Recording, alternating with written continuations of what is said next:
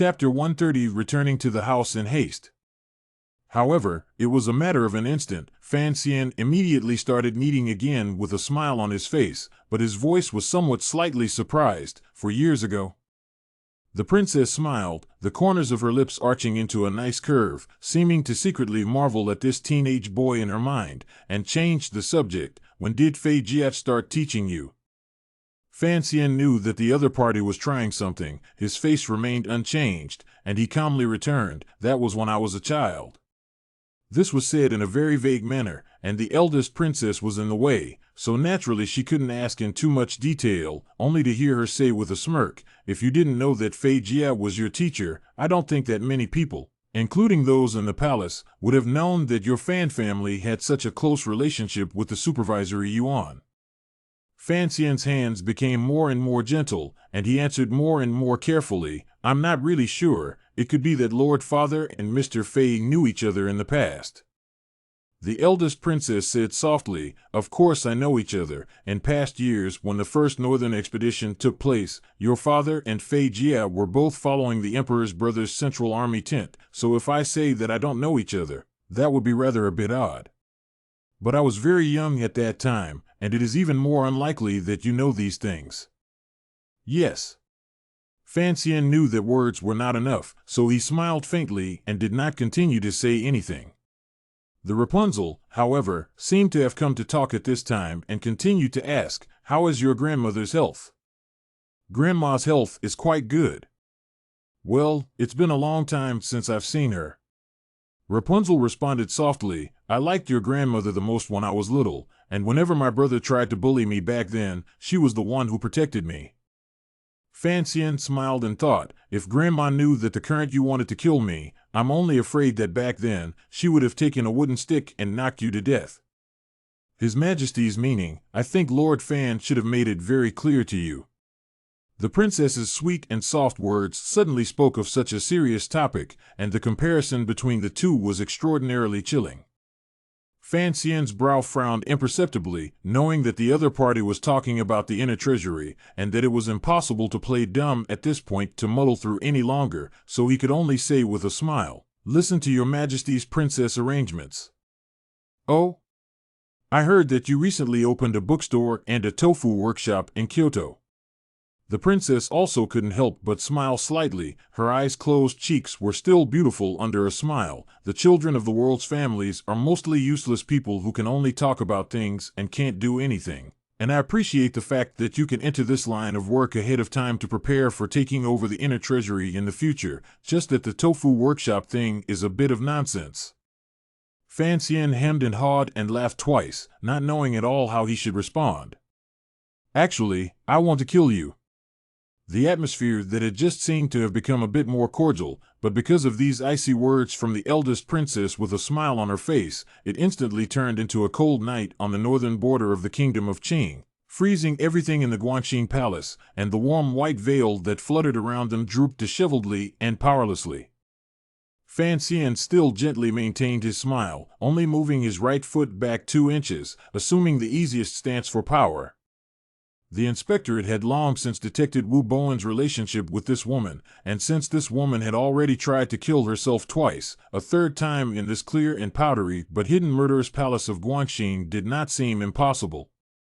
Of course, one's entry into the palace was a matter known to all in Kyoto, and reasonably speaking, it was unlikely that anyone would be crazy enough to lay hands on oneself in the palace, but after entering Guanxin Palace, and looking at the princess's childish demeanor and the tone of her voice, Fan Xian had a chilling feeling in his heart for no reason at all. This woman seems to be crazy.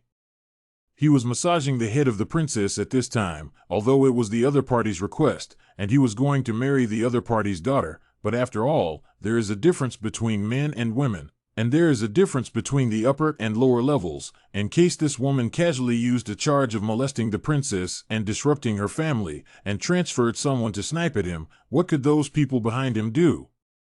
Want to save themselves also too late.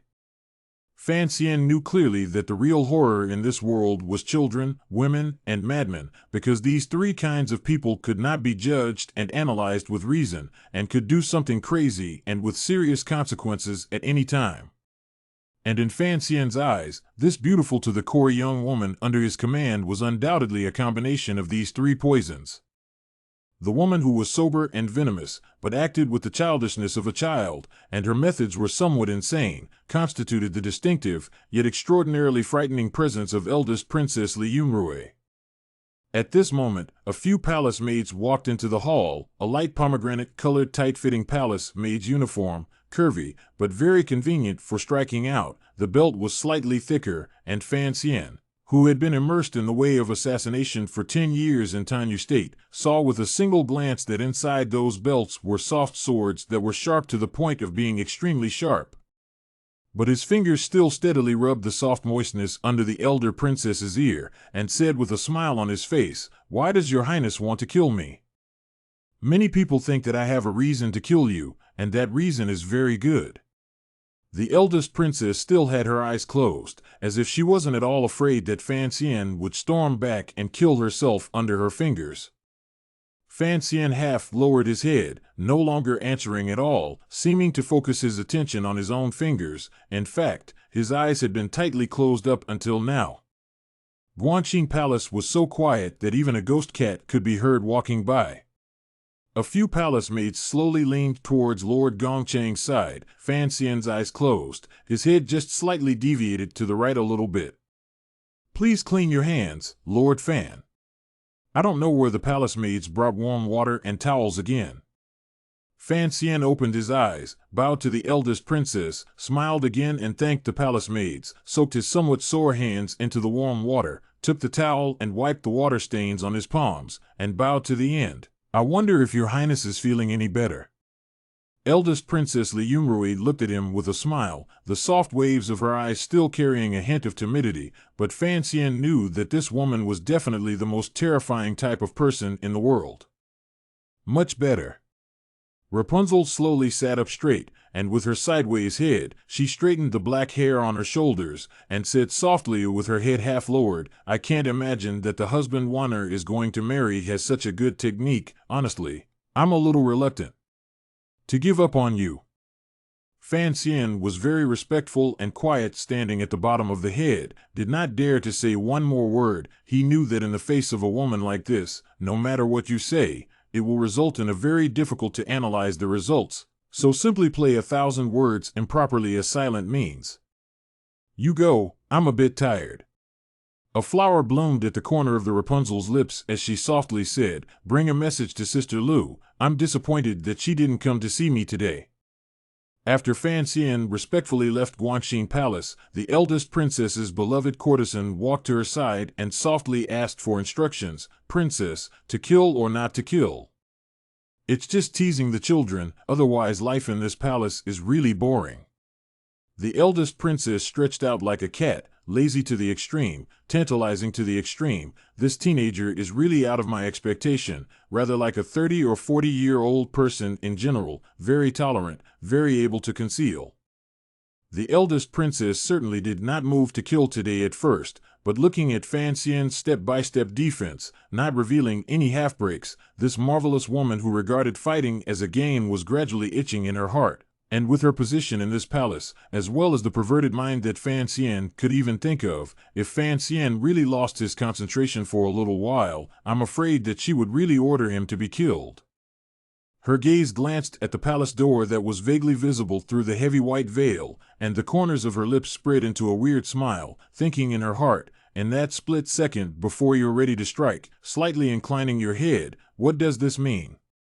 This palace is really curious, Fan Xian. How exactly did you grow up? Pity, ah pity. I don't know what this woman was pitying. Perhaps it was pitying the perilous situation that Fan Xian was going to face in a few days. Fan Xian grew up playing with poisons, so he realized that the eldest princess was a powerful poison that he had rarely seen in his life, and was a very difficult character for him to deal with at the moment.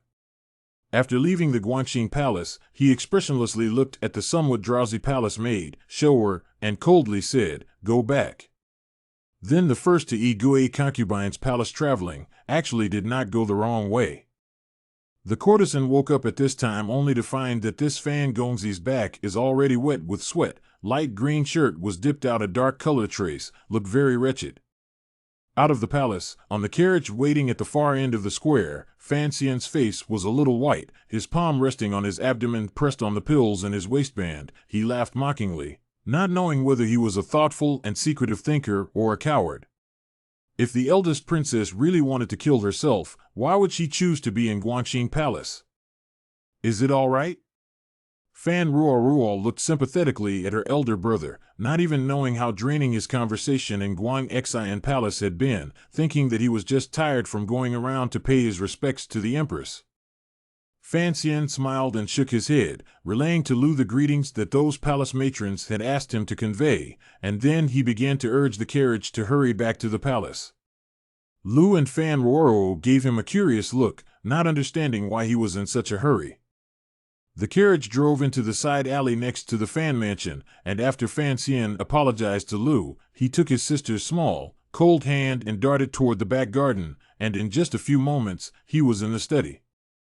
Fan Ruo pressed the chest that kept rising and falling, came up for air and said, "Brother." "Do what?"